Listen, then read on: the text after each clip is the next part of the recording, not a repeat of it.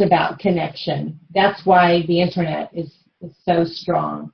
That's why we have, social media is so strong. Because I think as individuals, our heart, our soul, we need to connect. And so when we're in pain, it's so vital, I think, to connect with other like-minded people that understand what we're going through. They don't think badly or poorly of us for breaking down and crying or feeling that pain or whatever we're experiencing, the difficulties going through. It's that connection that is so very important. When we stay at home and we become very lonely and very sad, we're basically destructing ourselves. We're destroying our inner selves, our inner core. So I think by reaching out and connecting with someone, and it can just be one person, it can just be, like you said, it can be your pastor, it can be anyone, just one person that understands truly what you're experiencing can make the world of difference for you.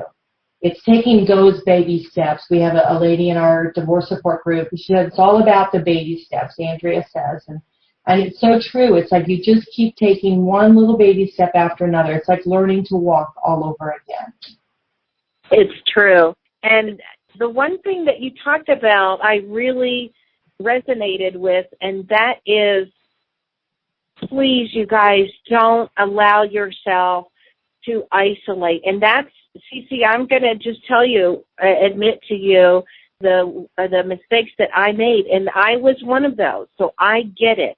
I didn't want to, I was in such a freaked out mode in terms of I was horrified, I was scared, I was petrified as to how to move on. I mean, I was just shaking like a leaf, and I didn't want to go anywhere. I didn't want to do anything. I didn't want to be with anybody.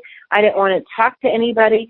And I have to just share with you and our precious folks that are listening in that I do chalk that up to one of the biggest mistakes that I made.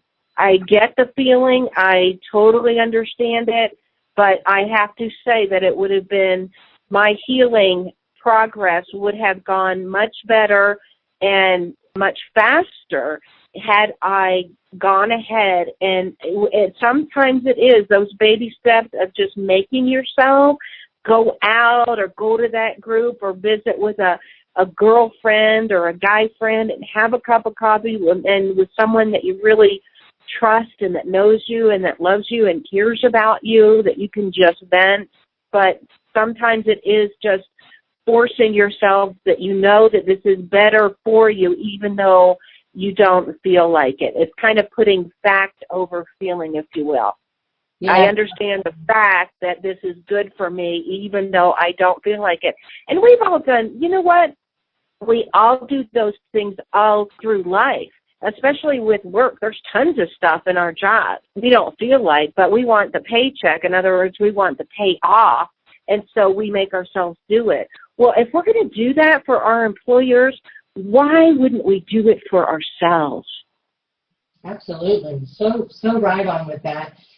But I do think probably, and more I talk to people, they do get to that, I kind of call it the quiet zone, where you do have to sometimes just lay still, or you have to kind of absorb where you're at, and that is very isolating. And so I've seen individuals experience that. I mean, I did it myself, almost to the point of destruction, which is really bad. So this is why we're here today. You know, those out there listening don't get to that point. But I do think it's okay to be still and start understanding yourself a little bit more. And sometimes it's within the quiet that we talk to our inner self. We talk to we allow our inner self to come forward and, share with us and tell us things that we need to do to move forward. Because we so often really know, don't you think? We really know that, okay, here's what the problem is and here's how we can solve it, but we don't want to listen to that little voice that's inside. Yes, and you know what? You said it just right, and that is, you didn't use these words, but everything has a spectrum on it. And on one end of the spectrum is isolating yourself altogether for a long period of time where you don't ever reach out, do anything, go anywhere, talk to anybody. And then the other end of the spectrum you alluded to, and that is I am in so much pain that I must fill my life up where I am active 24/7 just so that I don't have to think about it. And you're right. That's a danger zone too. There is a balance between taking that time out for yourself and being alone. And how are you going to get to know the real you and discover your joys and your values unless you have that alone time?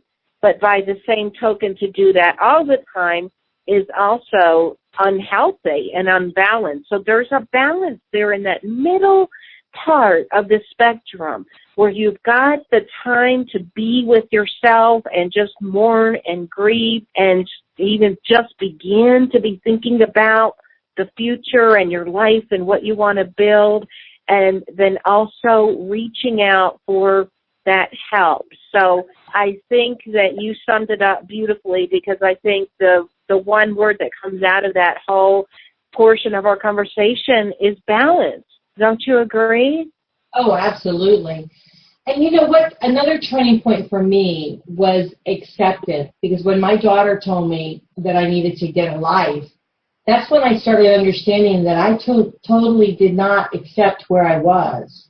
I was just moving, my activities, whether they were happy or whatever, I was just moving them on to her, just like you said, to fill my life. But I really didn't accept where I was, and I don't think we can move forward unless we say, hey, okay, here we are. We're getting a divorce whether we like it or not, and so now I've got to learn to live with this, and I need to figure out how I can live with my own self and move forward. And I think when we make that choice of accepting where we're at, not putting blame on either party, whether it be ourselves or the other party, just saying, this is where I am, and now it's time for me to dust off, move forward. How do I do that? And I think that's always a changing point, don't you think? Absolutely, I do. And you know what? Acceptance is the tipping point from going from, well, it's actually one of the steps of the grieving process. And we can all agree that going through a divorce, even if it's amenable, is a grieving process, because you are mourning the death, not of a physical life, but the death of the life that you once had. The death of a marriage is a grieving process. And of course, you start out with denial, which I certainly went through, and then anger. Oh my gosh, I was an angry little bird. You could not even imagine. I was more pissed off than anybody I think I ever knew. And then and then there is the acceptance part. You finally come to that stage, and I pray that all of our listeners, if they haven't come to it yet, that they will console themselves to know that they will get there in their own time. And the acceptance is the tipping point.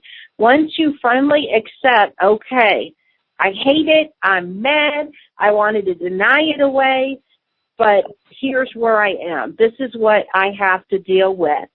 And once real acceptance starts to settle into your soul, the tip-off for those that are listening is going to be when acceptance first starts to rise in your soul. The tip is going to be that you will start thinking about the future. And it may not even look pretty or bright, trust me, but you're just starting to think about, like Cece said, okay, this is what I've got to deal with. So how do I handle this? Where do I go? Where do I get the help? What about housing? What about finances? What about the future? What about careers? What about kids? There's so many things, but when you start to think in those terms, acceptance is starting to seep in. And oh, Cece, isn't that a beautiful thing? Yeah, it definitely is. It's not something you can really describe, because a lot of individuals that I've coached, they're just start out the process and they hardly even want to talk to you, and then They say they're never going to get married again. They're never going to have a relationship again. They're never going to even talk to a man or a woman again. And then at the end of it, when you start to see them turn, they really start opening and seeing their future and possibilities of maybe another partner in their lives, or moving through to what it is that they really love doing, focusing on maybe a career that they had lost a long time ago, writing or something like this. I have a lot of people tend to move forward into the arts because it's something that they've always had a passion for. They kind of shelved it because of life, and life got in the way a little bit, and so they've brought that forward a little bit more. I mean, I've had one lady became an actress. I've had several artists within the group. So it's amazing how, again, it's just almost like a flower, how you blossom. It's really quite a unique experience to see someone move through and actually begin to look forward to their life versus wanting to shut the door on their life. You know, you're right. And I love the fact that you're seeing folks getting into the arts, because any form of art, whether it's singing or writing or dancing or painting or sculpting, it starts to loosen the creative juices in you, and it opens you up in ways and in different dimensions sometimes that perhaps you didn't even know was there. And I love your metaphor about the fact that it's like we're this closed up, tightened flower, and you just start to open up and blossom again, and you feel that life is starting to open up again for you. And I just love that. It's a great feeling. And when you look back, and I know you've probably done it yourself because, we're a little bit further ahead than maybe some of the listeners out there, but when you look back on some of it, I look at it now as a blessing. I can't tell you what a favor he did to me. I would have still stayed in that marriage. But because of those things that he did, made me say, no more. I can't take any of this stuff anymore. I'm just at such a great place right now, which I would have never been at. So to me, it's a blessing, an absolute blessing of all the ill will and all of the, things that I might have had to endure at that time. I would not be here today if it wasn't for that. So I'm very pleased and happy with my life. I know that others are going to be feeling the same way when they move through and get to that point. And I know you probably feel the same way, that you look back on your life, and even though you might have liked to have changed some of the things you've experienced, but those experiences have shaped you for who you are. They have, and I feel the same way, and I think that I'm so glad we're talking about it. For those that are out there right now that are like, oh my gosh, I just don't feel any hope. I don't see any way out of this. This is always going to be terrible and awful, and we all have those feelings, and that's a valid feeling.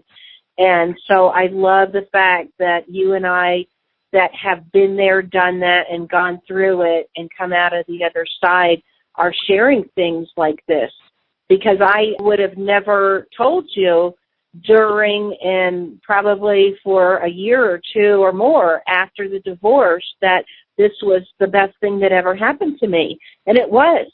It changed my whole world. I am a happier, healthier, more balanced person that has a sense of meaning and purpose that honestly, Cece, I would have never had he not what felt like left me for dead, with all of the bills and the responsibilities and the houses and the cars and the furry kids, because we didn't have, human children. And I felt like it was all just black and terrible. And now I can join you in saying, again, my curse became my blessing. Best thing that ever happened to me, and I would not be where I am today if it wasn't through going through all of the hell and the muck and the mire. And, none of us are minimizing our experience. It was hard. It was tough. And there's good days and bad days, aren't there, Cece? Oh, yeah, absolutely. and things would trigger me, and I would be thinking, oh, I'm great, I'm doing really wonderful, and then all of a sudden something would trigger me again. And and even to this day, I do have some sad moments because I have a child